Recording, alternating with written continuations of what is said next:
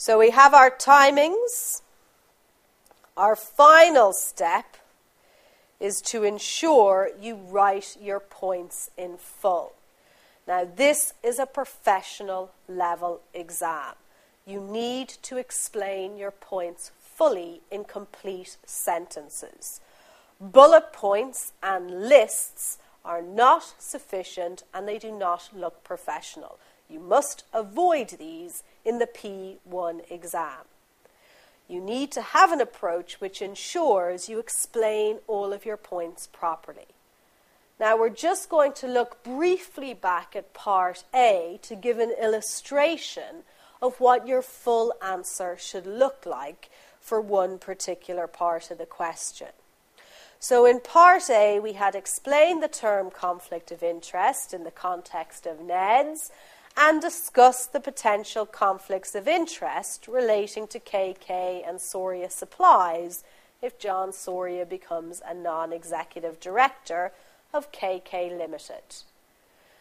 Okay, so just looking at this second part of the question, the potential conflicts of interest in the scenario, when we went through the narrative, we noted what the potential conflicts of interest were, and in our answer plan, these are the 3 conflicts we have noted down. However, this is not nearly enough to get our 2 marks for each of the 3 conflicts. We need to explain these conflicts of interest fully. So we need to explain what they are, and we need to explain what are the problems or the potential problems created by these conflicts of interest. When you are approaching writing your full answer in P1, you need to take the approach, state your point, and explain your point. So make the issues clear to the examiner. So many students just state their point. So they'll just say in their full answer, John is the brother-in-law of Ken Cava. So what?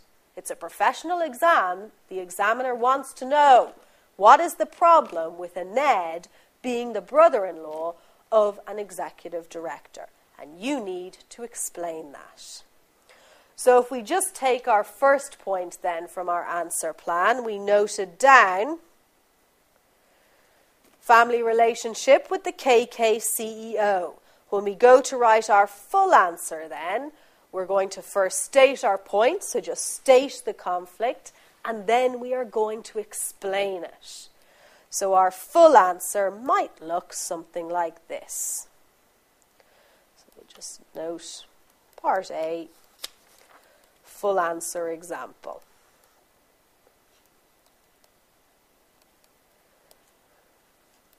So we state the point.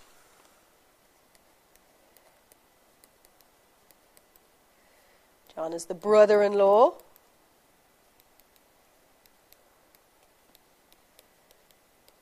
of KK Limited's CEO. Or you could just state there is a close family relationship between the two. So what? So we need to make it clear. We know what's the problem with this.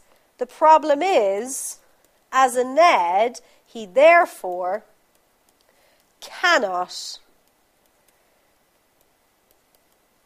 objectively monitor Ken.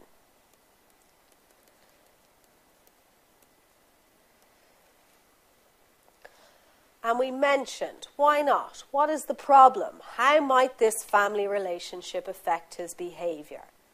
So perhaps John is less likely to challenge Ken.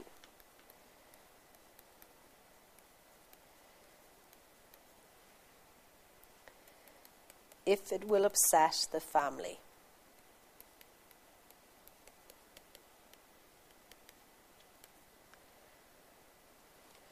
So, the first thing we've done then is just stated our point. So, the conflict we picked up at the scenario.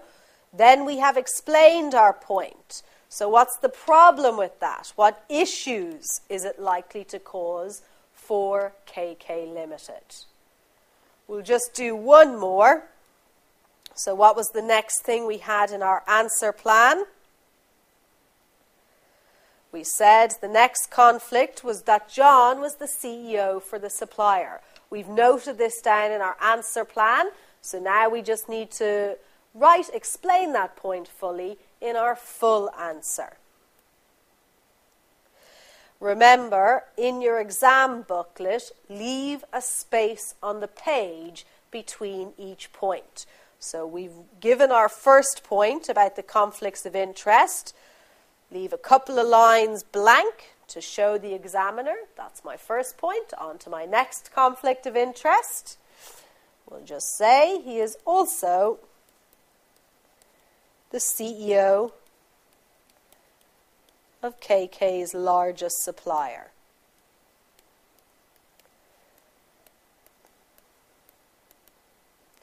What is the problem with this? The problem is it may cause John to act in Soria Supply's best interest instead of the shareholders' best interest. So we'll explain this. So he is likely to want to continue this relationship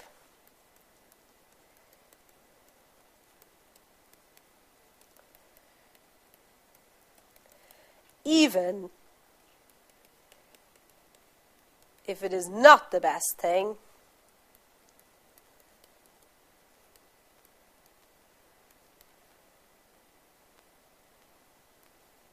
or the best decision for KK Limited. So we've stated our point, we've explained our point. Okay, so they are the 10 steps for approaching a P1 exam question. Make sure you apply this in all of your questions between now and the exam day, and very best of luck in the P1 exam.